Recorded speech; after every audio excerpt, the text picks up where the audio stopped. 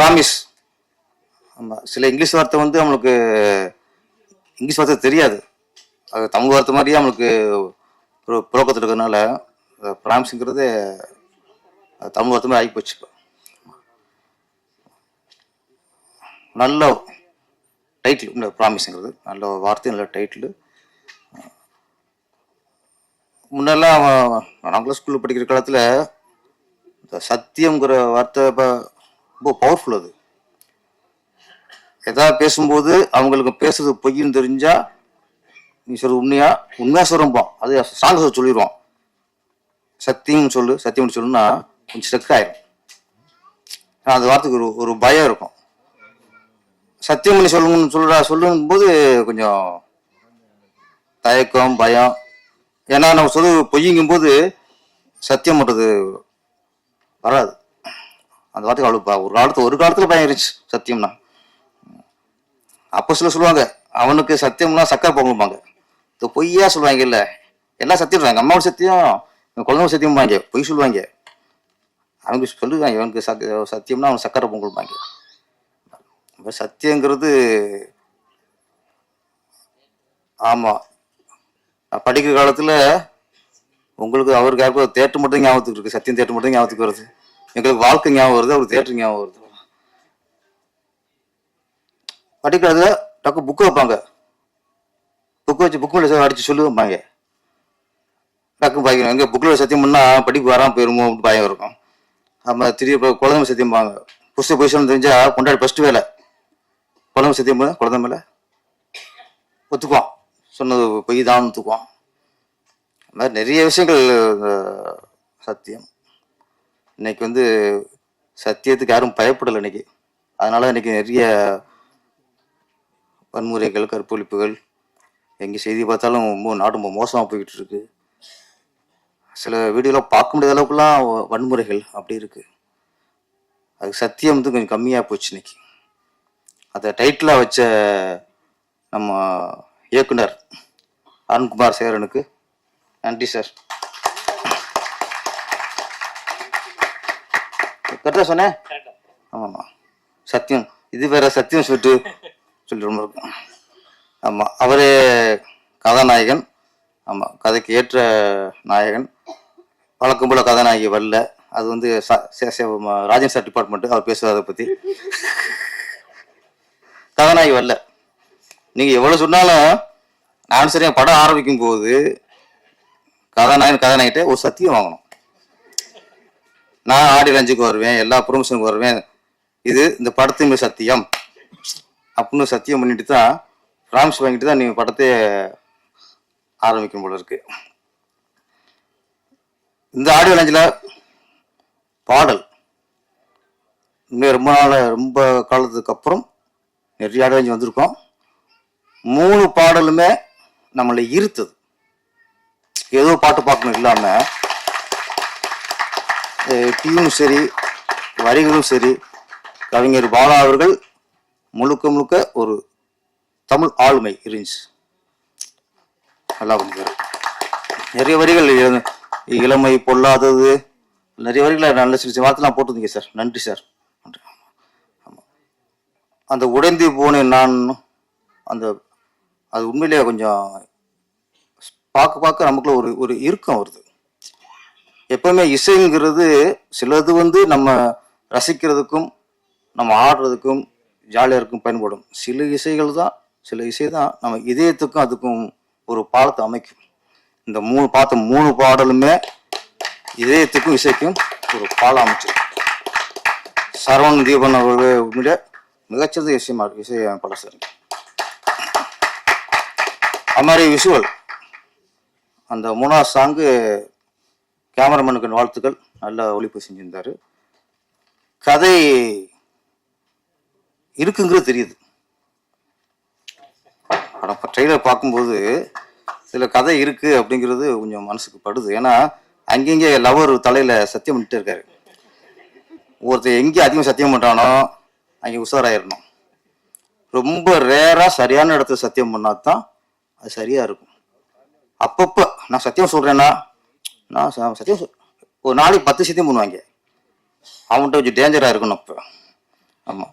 இந்த ஹீரோ தெரியல எத்தனை சத்தியம் பண்ணான்னு தெரியல. ஆனால் அப்பப்போ காயலி தலையில் சத்தியம் பண்ணுறாரு. அப்பயே அதில் கதை இருக்குன்னு தெரிஞ்சு போச்சு.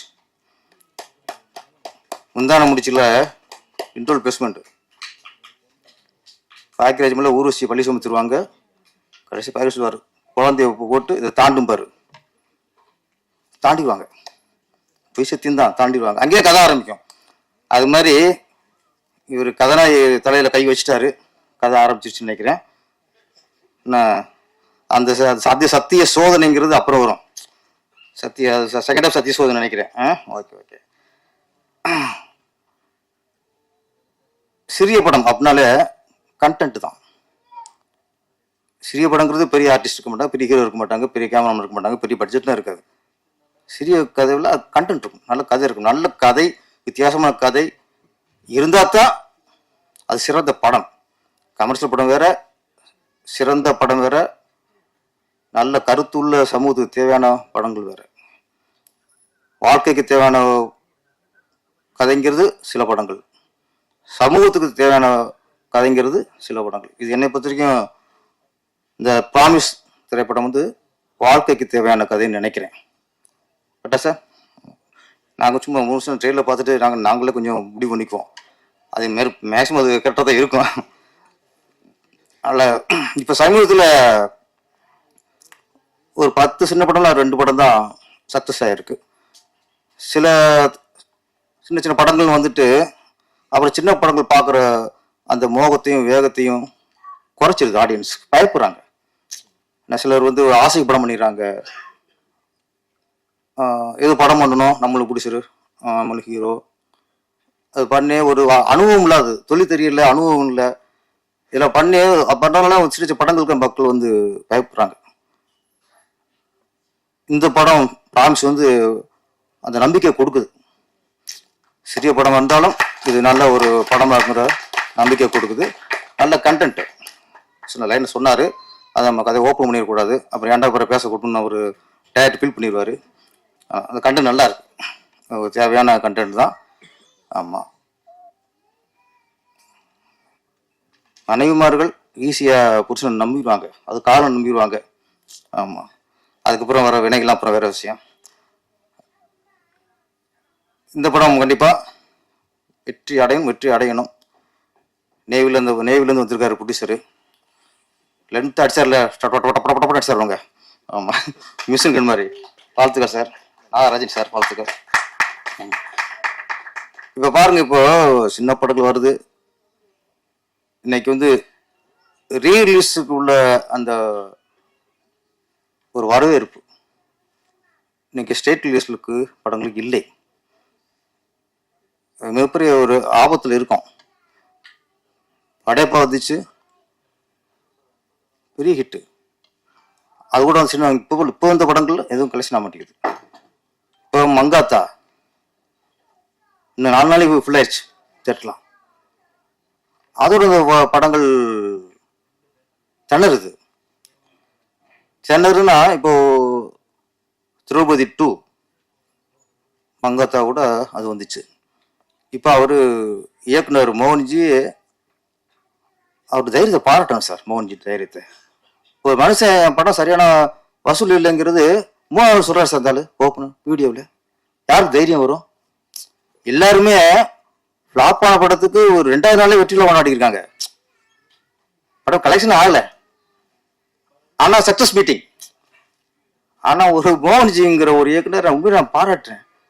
மங்காத்தாவோட விட்டு தப்பு.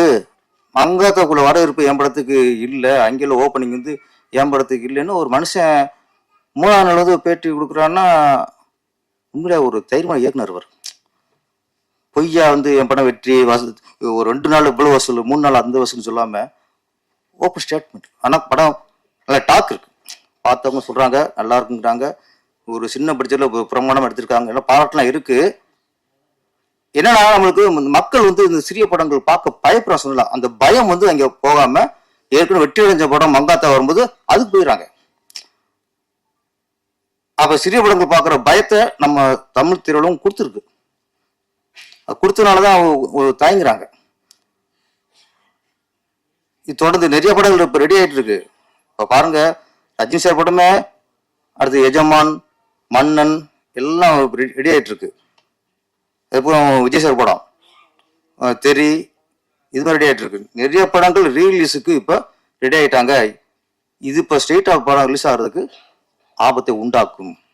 அப்போ இங்கேயும் ப்ரொடியூசர்ஸ்லாம் ராஜன் சார் ப்ரொடியூசரை பற்றி பேசிட்டே இருப்பார். உஷாரா இருங்கய்யா, சரியா இருங்கய்யா, கரெக்டாக இருங்கய்யா அப்படின்ட்டு. ஒரு கண்ட்ரோல், ஒரு கட்டமைப்பு வேணும். இப்போ ரீரிலீஸ் வரும்போது இன்னும் சின்ன படங்கள் பண்ணக்கூடாது, அதெல்லாம் வரணும். ஏன்னா நம்ம பாதிப்பு நம்ம தான். இது மங்காத்தாவை ஓடாலும் பாதிப்பு இல்லை. ஏன்னா ஏற்கனவே ஓடி பல கோடி வசூலான படம் அது.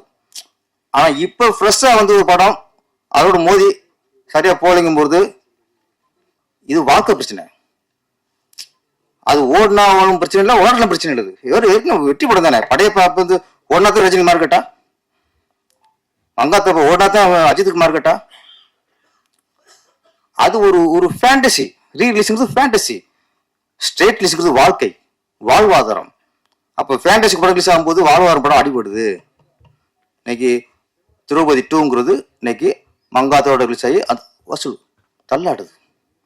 இதெல்லாம் பிடிச்சிட்டு கவனிக்கணும். நம்ம நாட்டுக்கு அப்படியே வெளியே வந்து அன்னைக்கே அடிச்சு நம்ம ஓச்சி படம் ஒரு இயக்குனர், ஒரு தயாரிப்பாளர். இது நிறைய படம் வரப்போகுது. அதான் சொல்றேன். நிறைய படங்கள், ரஜினி படம் நிறையா இருக்கு, விஜய் படம் நிறையா இருக்கு, அடுத்து அஜித் படம் நிறையா ஆரம்பிச்சிருக்காங்க.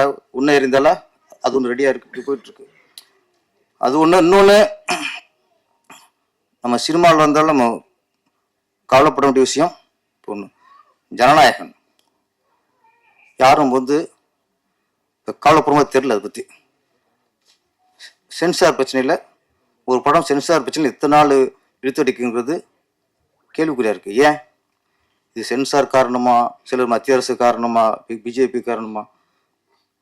எல்லாம் விடுங்க சார். ஒரு படம் சார், சென்சார் ஒரு படைப்புங்கிறது சில சென்சார் வன்முறை குறைம்பாங்க, ஆபாசம் அதிகம் ஆபாசத்தை குறைம்பாங்க, இல்லை கூடுதலாக இருந்தால் ஏசிபிட்டு கொடுத்துருவாங்க, ரிலீஸ் பண்ணிக்கோ, ஆனால் ஏசிபிட்டு தான்பாங்க. இவ்வளோதானே சார் மேட்ரு, இவ்வளோதானே மேட்ரு. அதில் நீங்கள் கட் பண்ண சொல்லி அவன் கட் பண்ண மாட்டோம் அப்படின்னு பிடிவாதம் இருந்தீங்கன்னா பிரச்சனை இருக்கும். என்ன சொன்னீங்க? வெளிப்பட கோர்ட்டு படக்கும் வெளிப்படைத்தன்மை வேணும். அதுவும் இல்லைங்க. இப்போ நான் ஒரு ஒரு ஒரு இயக்குனர், ஆனால் சினிமாக்காரன் நான் பேசும்போது, ஒரு திரைப்படம் ஏன் ஒரு சென்சாருக்கு போய் ஏன் அத்தனை நாள் ரிலீஸ் ஆகாமல் இருக்கு?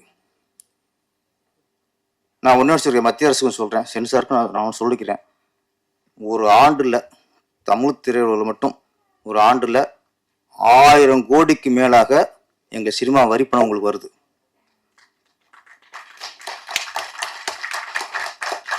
டிக்கெட்டில் மட்டும் சொல்கிறேன், டிக்கெட்டில் மட்டுமே உங்களுக்கு 1000 கோடிக்கு மேலே வருது. அதுபோக நடிகர்கள் இங்கே 200 கோடி வாங்குறாங்க, 250 கோடி வாங்குறாங்க, 100 கோடி வாங்குறாங்க, 50 கோடி வாங்குறாங்க. இவங்க கட்ட டேக்ஸ் இருக்குல்ல, 200 கோடிக்குனா கண்டிப்பாக அவங்க 20 கோடியாவது கட்டி ஆகணும். இவங்க கட்ட நடிகைகள் டைரக்டர்கள் இவங்க கட்ட டேக்ஸும் 1000 கோடிக்கு மேலே உங்களுக்கு வருது, கூட வரும் சொல்றேன். அப்போ எங்க திரையுலகை பொறுத்த வரைக்கும் வருஷத்துல உங்களுக்கு 1000கணக்கான கோடி வரி பணம் சென்ட்ரல் கவர்மெண்ட்டுக்கு வருது. அந்த பணத்துல தான் சென்சார் ஆபீசருக்கும், சென்சார் உறுப்பினர்களுக்கும், சென்சார் அமைப்புக்கும் சம்பளம் தராங்க. எங்க பணம்? அதை நீங்க மனசுல வைக்கணும் சார், ப்ளீஸ். ஒரு படத்தை இந்த அளவுக்கு நீங்க ஒரு பண்ணக்கூடாது. உடனடி தீர்வு வேணும். என்ன பிரச்சனை? வெளிப்படுத்தணும் வேணும்ல. ஒரு திரைப்படத்தை ஏன் இவ்வளவு ஏன் ஒரு மாசம் கூட முடிவுக்கு வரணும்? என்ன மத்திய அரசும் சிந்திக்கணும், சென்சாரும் தயவுசெய்து சிந்திங்க. ஒரு படத்தை வந்து ஒரு சென்சாருங்கிறது நீங்க உங்க தணிக்கைக்குள்ளதான். சிலதை தனிச்சு விட்டுருங்க, கட் பண்ணி தூக்குங்க, இது வேணாம், இதான் மேட்ரு, அதை சொல்லிட்டு முடிவுக்கு வர முடியானே. இது என்னன்னா, நம்ம ஜனநாயக படத்துக்கு தான், விஜய் படத்துக்கு தான் அப்படின்ட்டு மற்றவங்க சும்மா இருக்கக்கூடாது. நாளைக்கு நமக்கும் வரும் நாளைக்கு. அப்போ இதுக்கு கொஞ்சம் குரல் கொடுத்து இது பண்ணணும். தயவுசெய்து ஜனநாயகன் கோர்ட்டுக்கு போயிடுச்சு சார். கோர்ட்டு போனால் வெளிப்படுத்தணும் வேணும்ல. எதுக்காக போட்டு கேஸ் போட்டிருக்காங்க? அப்போ நாங்கள் எந்த கட் பண்ண சொன்னால் கட் பண்ணல, ஏதோ ஒரு வரணும்ல.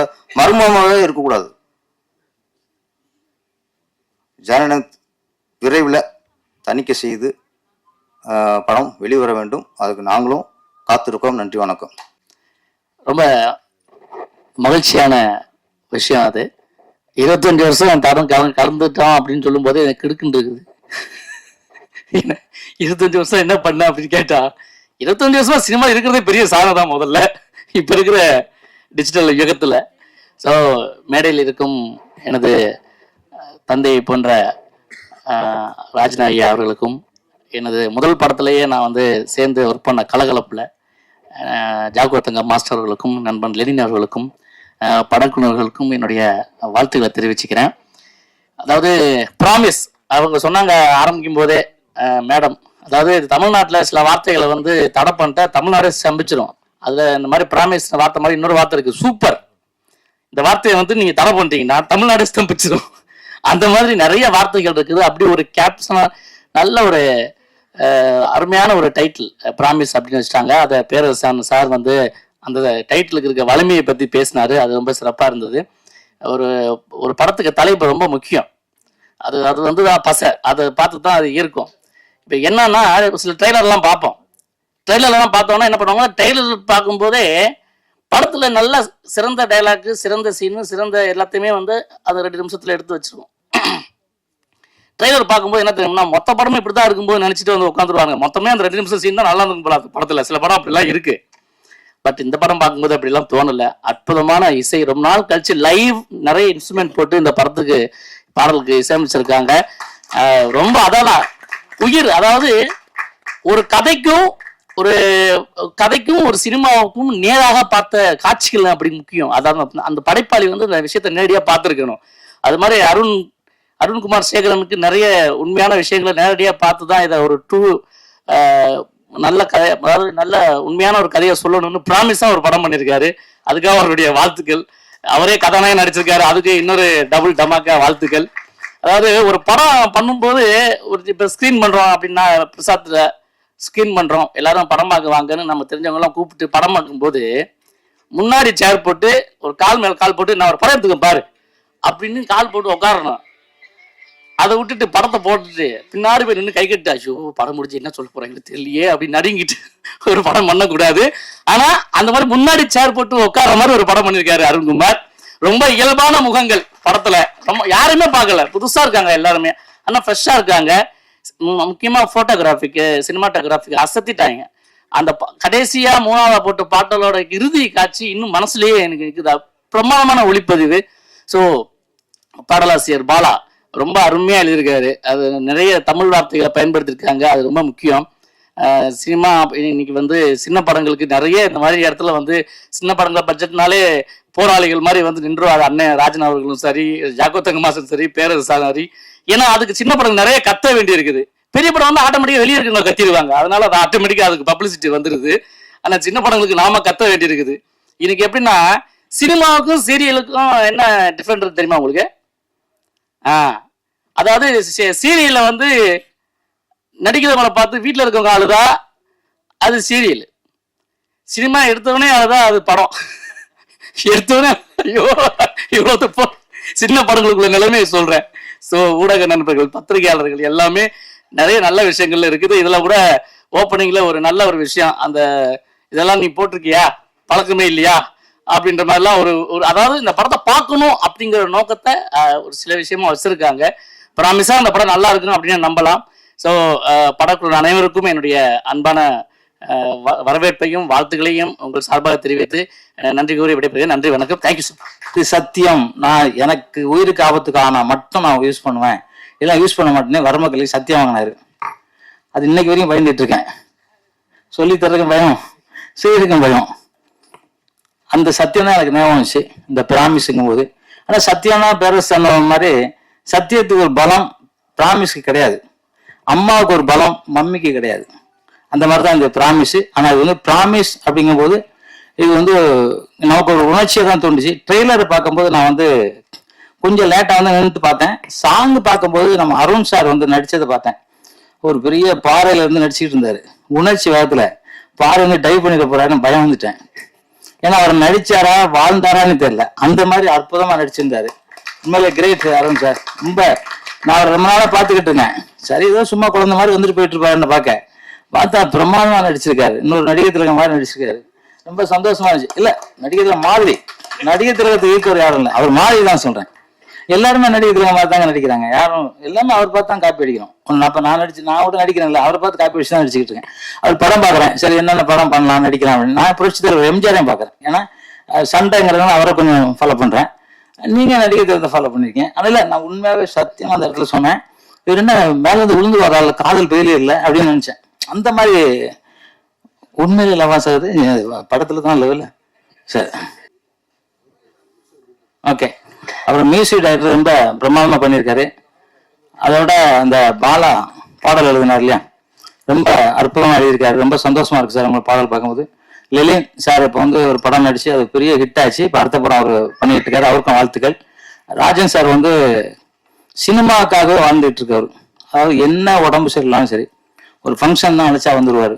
அவருக்கு உண்மையிலே எல்லாருமே கைத்தட்டுங்க அவருக்கு. அதுதான், வேற ஒன்றும் நம்ம செய்ய போறதில்ல. இந்த கைத்தட்டல் மட்டும்தான் அவருக்கு உற்சாகத்தை கொடுக்கும். ஏன்னா சினிமாவில் அவர் உழைச்சது ஃபுல்லாவே வந்து சினிமாக்காரங்களுக்காக, அவருக்காக உழைக்கல. எனக்கு தெரிஞ்சு அண்ணன் கிட்டத்தட்ட 40 வருஷம் தெரியும். அவர் சினிமாக்காக மட்டும் உழைச்சிருக்காரு, அவருக்காக உழைச்சாருன்னு எனக்கு தெரியாது. ஆனால் அந்த மாதிரி நல்ல மனிதர் வந்திருக்காரு, அவருக்கு சந்தோஷமான வரவேற்பு. அதுக்கப்புறம் வந்து பாத்தீங்கன்னா எங்க சகோதரன் ரஞ்சித், அவருக்கும் அவர் சீக்கிரம் ஒரு படம் ரிலீஸ் ஆகணும்னு வேண்டிக்கிறேன். ஒரு மேடையில் இருக்க அனைத்து எடிட்டர்ஸ் வந்திருக்காரா? எடிட்டர் சார் சூப்பர், நல்லா பண்ணியிருக்கீங்க. ஏன்னா நான் அந்த சாங் பார்த்தேன், ரொம்ப நல்ல அற்புதமான எடிட்டிங், கேமராமேன் அற்புதமாக ஒர்க் பண்ணியிருக்காங்க. எல்லாத்துக்கும் மேல ப்ரொடியூசர் ரொம்ப ரொம்ப அற்புதமாக ஒர்க் பண்ணியிருக்காரு, அற்புதமாக பேசினாரு. உண்மையில விட்டா நான் சாயங்காலம் 5 மணி வரைக்கும் பேசுவேன்னு நினைச்சேன். ஏன்னா 4 பக்கம் 8 பக்கம் 2 பக்கம் எழுதியிருக்காரு. அது இல்லாமல் ஃபர்ஸ்ட் இந்த 4 பக்கம் பேசுவார்ல, அதுல இடையில ஒரு 3 பக்கத்தை உள்ள விட்டாரு எதார்த்தம் பேசும்போது. அப்ப நினைச்சேன் அப்படின்னு சாயங்காலம் ஆயிடும். அப்ப அவர் யாராவது சொன்னாங்க, இல்ல சார் ஒரு 5 மணிக்கெல்லாம் முடிச்சிருவாரு. அக்கா எங்க கவிதா அக்கா வந்து சொன்னாங்க, என்னங்க இவ்வளவு நேரம் பேசிக்கிட்டு இருக்கீங்க அப்படின்னாங்க. மேட்டர் முடிஞ்சிச்சு. சரி ஓகே. இந்த படம் ட்ரெய்லரு சாங்கு எல்லாமே பேரரசு வந்து சும்மா சாதாரணமா பாராட்ட மாட்டேன். அவர் நான் எல்லாம் பார்க்கலனாலும் நான் ஒரு சாங் மட்டும் பார்த்தேன். அந்த சாங்லயே இந்த படம் எப்படி நம்ம ஒரு பானை சோத்துக்கு ஒரு பருக்க பார்ப்போம்ல, அந்த மாதிரி எனக்கு நான் பார்த்த வரைக்கும் இந்த படம் மிகப்பெரிய வெற்றி படமா அமையணும். ஏன்னா இந்த படத்தை பார்க்கணும். இந்த படம் பார்க்கும்போது தான் மக்களுக்கு வந்து நல்லா இருக்கும். நாங்க அதனாலதான் கில்டு சார்பா நாங்க வந்து 100 தியேட்டர் கில்டு பக்கமா நாங்க வாடகைக்கு எடுத்து அந்த படத்தை ரிலீஸ் பண்ணணும், எல்லா படத்தையும் ரிலீஸ் பண்ணணும்னு நினைச்சுக்கிட்டு இருக்கேன். மீண்டும் எங்களுக்கு எலெக்ஷன் வரும்போது நிச்சயமா வந்து எங்களுக்கு வந்து 100 தியேட்டரை கில்டு பேர்ல வாடகைக்கு எடுத்து முதல் கில்டுல யார் யார் படம் ரிலீஸ் பண்ணாலும் அத்தனை பேர் படத்தை ரிலீஸ் பண்ணி அந்த இது இன்னொரு இது ஆரம்பிக்கிறோம். அது ஒரு 60 லட்சம் ரூபாய் செலவாகுது. நாங்க அதையும் பண்றேன். ஏன்னா பணம் நிறைய பணம் 6.5 கோடி ரூபாய் சேர்த்து வச்சிருக்கோம், சும்மா கிடக்கு பேங்க்ல. அது மெம்பருக்கு யூஸ் ஆகட்டும்னு நினைக்கிறேன். அது நாங்க சீக்கிரம் உங்களுக்கு சேருன்னு சொல்லிட்டு இந்த பிராமிஸ் படம் மிக மிக பெரிய வெற்றி அடையணும். என்ன நேரம் ஆயிடுச்சு. இப்போ ராஜன் சார் போய் என்ன ஒரு பார்வை பார்த்தாரு, என்ன தங்கம் அப்படின்ற மாதிரி இருந்துச்சு. இருந்தாலும் அவர் சாப்பிடணும் இல்லையா, ஏன்னா நம்மளாம் கரெக்டா சாப்பிட்ற ஆளுங்க. சின்ன வயசுலாம் சீக்கிரம் சாப்பிடணும், அதுக்காக அவரும் சீக்கிரம் சாப்பிடணும். இந்த விழா ரொம்ப நல்ல விழாவா இருந்துச்சு. காலையில வச்சிருந்தீங்க, அற்புதமான கூட்டம். எல்லாம் வேலூர்ல இருந்து நிறைய நண்பர்கள் வந்திருக்காங்கன்னு நினைக்கிறேன்.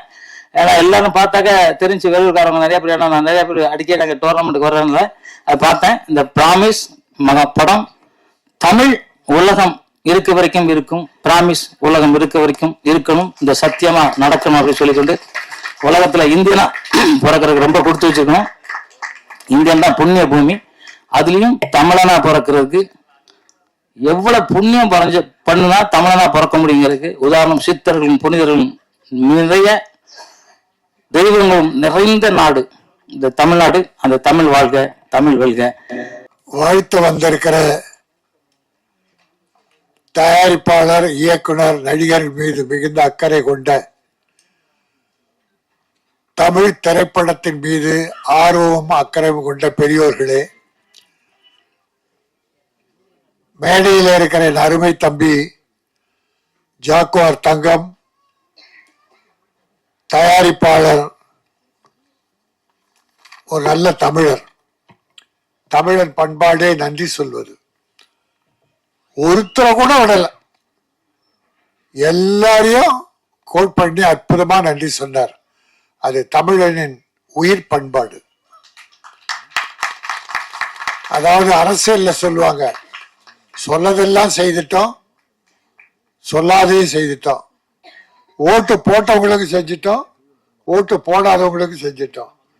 இவரு ஒத்துழைச்சவங்களையும் செஞ்சுட்டார், நன்றி சொல்லிட்டாரு. ஒத்துழைக்காதவங்களும் நன்றி சொல்லிட்டார்.